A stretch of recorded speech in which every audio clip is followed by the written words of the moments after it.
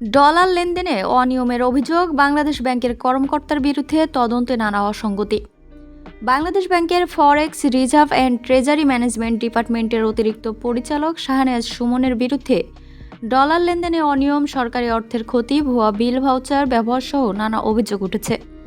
এসব অভিযোগের কয়েকটির প্রমাণ কেন্দ্রীয় ব্যাংকের অভ্যন্তরীণ তদন্তে উঠে এসেছে বলে সংশ্লিষ্ট নথিতে উল্লেখ করা হয়।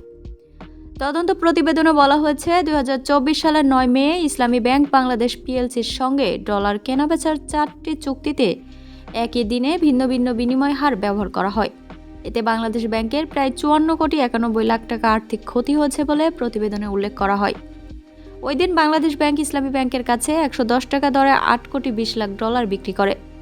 একই ভ্যালু ডেটে 116 টাকা 46 পয়সা দরে ব্যাংকটির কাছ থেকে $8,50,00,000 কেনা হয়। ওই দিনই দেশে প্রথমবারের মতো ক্রলিং ব্রেক পদ্ধতি চালুর ঘোষণা দেওয়া হয়েছিল। বাংলাদেশ ব্যাংকের অভ্যন্তরীণ তদন্ত প্রতিবেদনে বলা হয়, 9 মে 2024 তারিখ রিজার্ভ ম্যানেজমেন্ট অ্যান্ড ইনভেস্টমেন্ট শাখা ইসলামী ব্যাংকের সঙ্গে 2টি ডলার ক্রয় ও 2টি বিক্রয় চুক্তি করে। এর মধ্যে বিক্রয় চুক্তিতে ডিলের তারিখ 8 মে দেখানো হলেও নথি ইমেল যাচাই করে দেখা যায় প্রকৃতপক্ষে 9 মে ডলার কেনাবেচা হয়েছে। তদন্তে বলা হয়, একই ভ্যালু রেটে বেশি দামে ডলার কিনে কম দামে বিক্রি করায় বাংলাদেশ ব্যাংকের প্রায় 54,91,00,000 টাকা ক্ষতি হয়। লেনদেনগুলো সম্পন্ন করার ক্ষেত্রে রিজার্ভ ম্যানেজমেন্ট অপারেশন ম্যানুয়ালের নিয়মও যথাযথভাবে অনুসরণ করা হয়নি। প্রতিবেদন অনুযায়ী ডিলের বিবরণীতে সংশ্লিষ্ট অতিরিক্ত পরিচালক ও পরিচালকের স্বাক্ষর ছিল না। এছাড়া আগের দিনের ডিল ডেট থাকা সত্ত্বেও 9 মে সন্ধ্যায় এসব নথি মিডল অফিসে পাঠানো হয়। কেন নথি দেরিতে পাঠানো হয়েছিল সে বিষয়ে ফ্রন্ট অফিস সন্তোষজনক ব্যাখ্যা দিতে পারেনি। ঊর্ধ্বতন কর্তৃপক্ষের নির্দেশে ডিলগুলো অনুমোদন করে ব্যাক অফিসে পাঠানো হলেও সেখানে কোনো কর্মকর্তা উপস্থিত না থাকায় মোবাইল ফোনে তাদেরকে বিলের ব্যাপারে জানানো হয়। তদন্ত প্রতিবেদনে আরও বলা হয়, রিজার্ভ ম্যানেজমেন্ট অপারেশন ম্যানুয়াল অনুযায়ী প্রতিদিনের ডিল স্লিপ ফরম্যাট বিবরণী নিয়মিতভাবে মিডল ও ব্যাক অফিসে পাঠানোর কথা। কিন্তু 2024 সালের 1 এপ্রিলের পর থেকে হেড অফ ট্রেজারির কাছে উপস্থাপিত বিবরণী নিয়মিতভাবে মিডল অফিসে পাঠানো হয়নি। 1 থেকে 2 সপ্তাহ পরপর কিংবা অনিয়মিতভাবে নথি পাঠানোর কারণে ম্যানুয়ালের ব্যত্যয় ঘটে এবং অভ্যন্তরীণ পরীক্ষা নিরীক্ষাও কার্যক্রম বাধাগ্রস্ত হয়। বাংলাদেশ ব্যাংকের সূত্রের বরাতে প্রতিবেদনে বলা হয়েছে, তৎকালীন এক ডেপুটি গভর্নর শাহনেওয়াজ সুমনের যোগসাজশে ডলার লেনদেনের অনিয়ম ঘটেছে। এর বিনিময়ে ইসলামী ব্যাংকের সিএসআর ফান্ড থেকে তারা অনৈতিক সুবিধা নিয়েছেন বলে অভিযোগ এসেছে। এছাড়াও ওই ডেপুটি গভর্নরের মেয়েকে ইসলামী ব্যাংকের আইটি বিভাগে জুনিয়র অফিসার হিসেবে চাকরি দেওয়ার অভিযোগও রয়েছে। তবে এসব অভিযোগের বিষয়ে শাহনেওয়াজ সুমন বলেন, বাংলাদেশ ব্যাংকে বৈদেশিক মুদ্রা কেনাবেচা কোনো ব্যক্তির একক সিদ্ধান্তে হয় না। প্রচলিত নীতিমালা, বাজার পরিস্থিতি, প্রাতিষ্ঠানিক অনুমোদনের ভিত্তিতেই এগুলো কেনাবেচা এবং লেনদেন সম্পন্ন করা হয়।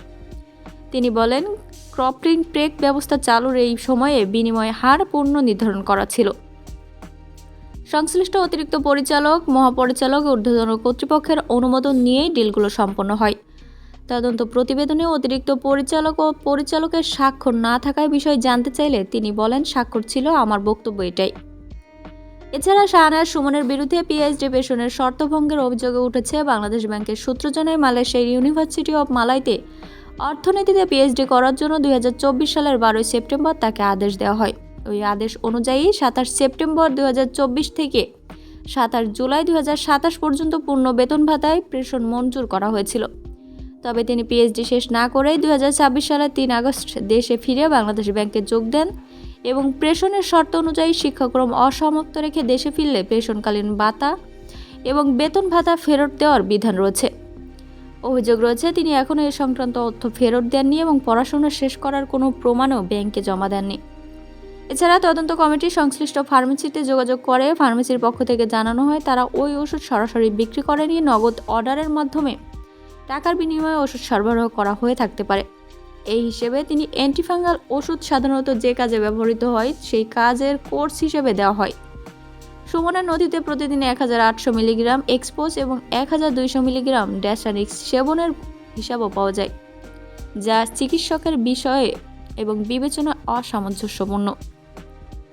মেডিকেলের বিলের বিষয়ে শাহনেওয়াজ সুমন বলেন, বিষয়টি সেটেল, তাকে ডেকে ব্যাখ্যা চাওয়া হয় এবং তিনি বক্তব্য দিয়েছেন। তদন্ত বাংলাদেশ সূত্রে আরও অভিযোগ রয়েছে, তবে এই বিষয়ে তিনি আর কোনো মন্তব্য করতে রাজি হয়নি।